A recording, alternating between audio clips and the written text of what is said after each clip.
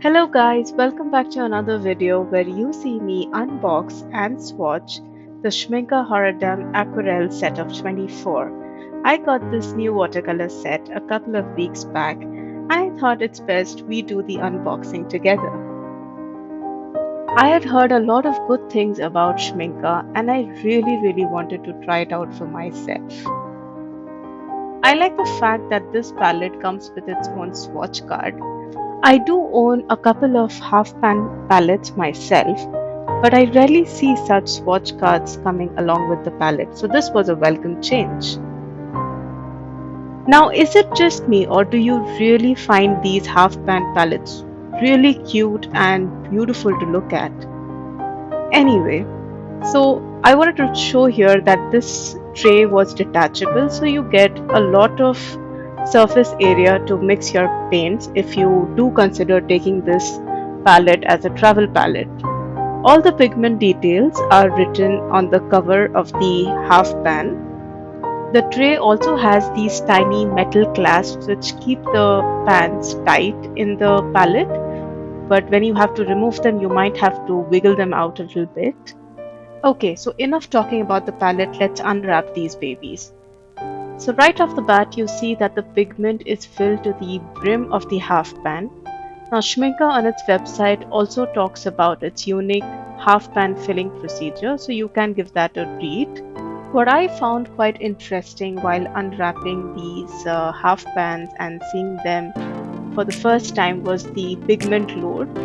So they looked quite vibrant to me, but I was looking forward to their pigment payoff when putting them to test on the paper.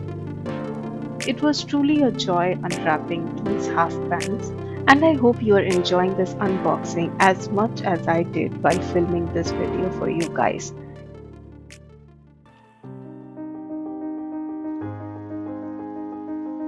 Once I was done with unwrapping the first row, I found that the pans did not quite fit snug into the tray. At least visually, it looked like I could manage to squeeze in one more half pan in the first row. But maybe I'll give that a try and update you in the comments if I was able to fit another half pan. Here you see me again unboxing or unwrapping the second row of half pans, and the same problem persisted again. The tray fits snug into the palette and it also has a little gap where you can put in a couple of your travel brushes. So this can easily make up for a travel palette, and given the color choices, I can assure you that you will not be out of options to paint any subject of your desire. So here you see me swatching out all the colors. I've used a watercolor paper. I think this is the Bao Hong cold pressed paper, and I've made sure to add a black line so that it gives me a sense of the transparency of the colors.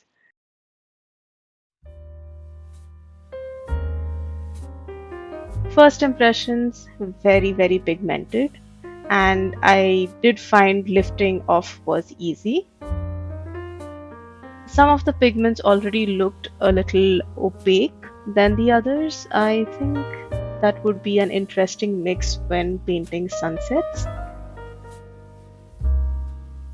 The chromium yellow and the orange looked very vibrant, so I assume you would need just a tiny bit to complete your paintings. The cadmium red light was very vibrant, and I think it will be a staple in my portrait palette. Next up is Perlin Maroon, which was one of my favorite shades from this palette.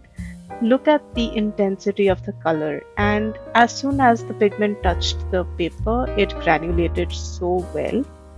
Next up, Carmine. Nothing specific about this pigment because I have a lot of Carmine from my other palettes that I think are a little better. The magenta looked beautiful, and the way the pigments disperse with clean water is just joy. Manganese violet was something I was not expecting. Immediate granulation, coupled with its transparency, will definitely make it a must have paint for all my urban scapes. Indigo was another color that I particularly loved in this palette. Just look how the pigments interact with water. Ultramarine finest, as Shminka says, contains the finer particles of PP29. But for me, I also found this to granulate. I'm not complaining, it's just how I felt. Prussian blue was a little difficult to re-wet, but once it was wet on the palette, it performed beautiful. Now this PP colon 3 pigment, which in other palettes is known as phthalo blue, is heliocerulean here, a very high staining and vibrant color. Helio turquoise would be one other shade that I would use in my seascapes. Up next is phthalo green, a good mixing green. I've started loving this shade for all my realism pictures.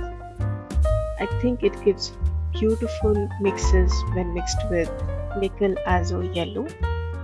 Next is May green, nothing specific, a very young leaf sort of color.